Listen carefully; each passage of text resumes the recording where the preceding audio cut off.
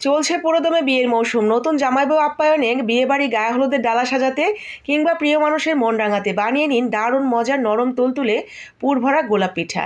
ভালোবাসার প্রতীক এই গোলাপ দিয়ে আপনি যে কোনো ভালোবাসার মানুষের মন জয় করে নিতে পারবেন একেবারে মুহূর্তের মধ্যেই। দেখা মাত্রই প্রেমে পড়ে যাওয়ার মতো একটা পিঠা, খাওয়ার পরে একটা খেয়ে কিছুতেই মন ভরবে না। অসম্ভব মজার এই পিঠা বানানোর জন্য তেমন কোনো উপকরণও লাগে না, হাতের কাছে থাকা সামান্য উপকরণ দিয়েই বানিয়ে নিতে পারবেন। প্রথমে আতপ চালের গুঁড়া দিয়ে একটা ডো তৈরি করে নেব। নর্মালি ডো আমরা শুধুমাত্র পানিতে লবণ দিয়ে ডো তৈরি করে নিচ্ছি। ডো তৈরি করার সময় পানিটা যখন উতলে যাবে ঠিক তখন লবণ দিয়ে চুলার আঁচটা একদম কমিয়ে দিবেন। এরপরে চালের গুঁড়াটা দিলে কিন্তু চালের গুঁড়ার মধ্যে বিন্দু পরিমাণ গোটা গোটা হবে না। এই টিপসটা ফলো করে আপনারা চালের গুঁড়ার ডো তৈরি করবেন। তো আমার ডো বানানো হয়ে গেছে। আমি যতটুকু ডো তৈরি করেছি সেটাকে দুই ভাগে ভাগ করে নিচ্ছি। প্রথম ভাগটা শুধুমাত্র সাদা এভাবেই রেখে দিব, আর এর সাথে সামান্য কিছুটা ঘি মিশিয়ে আমি হাত দিয়ে সুন্দর করে মেখে নিচ্ছি। মেখে নিয়ে এটা এক সাইডে রেখে দিচ্ছি। ঘি যদি হাতের কাছে না থাকে তাহলে নর্মালি একটু তেল দিয়ে মেখে নেবেন, তবে ঘিটা দিলে খাওয়ার সময় দারুণ একটা ফ্লেভার পাবেন। তো এই ডোটুকু আমাদের মাখানো হয়ে গেলে আমরা এটা রেখে দিব। বাকি যে অর্ধেকটুকু রেখেছি সেটাতে আমরা একটা কালার দিয়ে নিব। কালারটা শুধুমাত্র আমি সৌন্দর্যের জন্য ব্যবহার করছি, এতে কিন্তু স্বাদের কোনো হেরফের হবে না। হাতের কাছে না থাকলে দেওয়ার কোনো দরকার নেই। তো আমরা বাকি ডোটুকুর মধ্যে সামান্য একটু রেড ফুড কালার দিয়ে নিচ্ছি। তো সুন্দর করে এই ক্ষেত্রেও আমি একটু ঘি ব্যবহার করব। ঘিটা ব্যবহার করলে হাতে যেরকম চিটচিট করে লেগে যাবে না, আর খেতেও দারুণ লাগবে। তো এই ডোটাও হয়ে গেছে, এক সাইডে রেখে দিচ্ছি। এখন আমরা নারকেলের পুরটা তৈরি করে নিচ্ছি। নারকেল সাথে দিয়ে দিলাম সততা বাজার পেস্ট থেকে নিয়েছিলাম আমি গুড়, খেজুরের ঝোলা গুড়।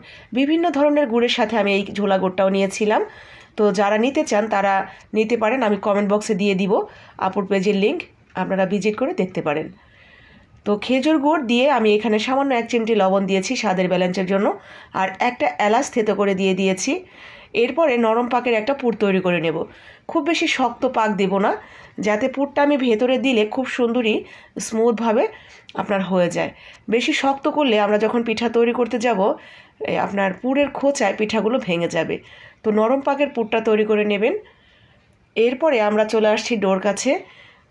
যতটুকু আমরা ফুলের পাপড়িগুলো তৈরি করতে চাই সে অনুসারে ছিঁড়ে নেব। আমি 8টা করে পাপড়ি দিয়ে আজকে ফুলগুলি তৈরি করব, তবে আপনারা চাইলে আর একটু কমও দিতে পারেন, চাইলে আর একটু বেশিও দিতে পারেন। আপনাদের পছন্দ অনুযায়ী ফুলগুলো কত বড় তৈরি করতে চান সেই অনুসারে পাপড়িগুলো সেট করে নেবেন। ছোট ছোট করে বাটির মতো করে তার মাঝখানে সামান্য একটু পুর দিয়ে ঠিক এইভাবে পাতলা করে আমরা পাপড়িগুলো তৈরি করে নেব। তো আমি একটা সাদা এবং একটা লাল তৈরি করে দেখালাম আপনাদের। তো ভালো মতো মুখটা আটকে হাতে গোল করে নিয়ে চাপ দিয়ে চ্যাপটা করে নিলেই কিন্তু এটা একটা পাপড়ির মতো হয়ে যাবে। বাস ঠিক এইভাবে আমি সবগুলো তৈরি করে নিয়েছি। তো একটা ফুলের জন্য আমি 4টা লাল এবং 4টা সাদা তৈরি করে নিয়েছি, আপনারা চাইলে কম বেশি করে নিতে পারেন। এরপরে মাঝখানে একটা সৌন্দর্য বাড়ানোর জন্য একদম মাঝখানে যে পাপড়িটা থাকে তো সেটা আমি এইভাবে তৈরি করে নিয়েছি, আর সেই পাপড়িটার মধ্যে 4 দিক থেকে একটা লাল একটা সাদা ঠিক এইভাবে আমি দিয়ে দিচ্ছি।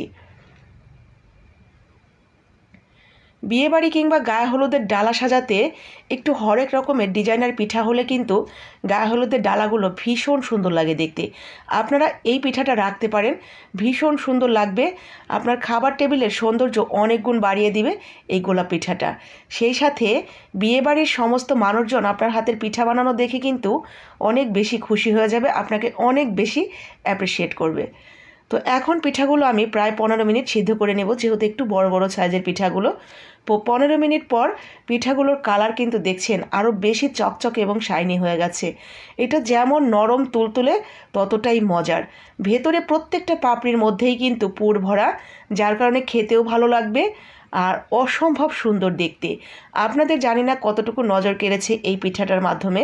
যদি নজর কেড়ে থাকে তাহলে অবশ্যই লাইক কমেন্ট শেয়ার করে দিবেন, বাকি আপু ভাইরাও যাতে দেখে নিতে পারে। আর অবশ্যই বাসায় তৈরি করবেন। আপনার সুন্দর নিপুণ হাতের এই পিঠার একটা ছবি উঠিয়ে আমার কমেন্ট বক্সে দিয়ে দিবেন, আমি সহ বাকি আপু ভাইরাও দেখে নিব আপনার হাতের কারিশমা। তো আজকের মতো এখানেই, লাইক কমেন্ট শেয়ার করে দিবেন বাকিদের জন্য।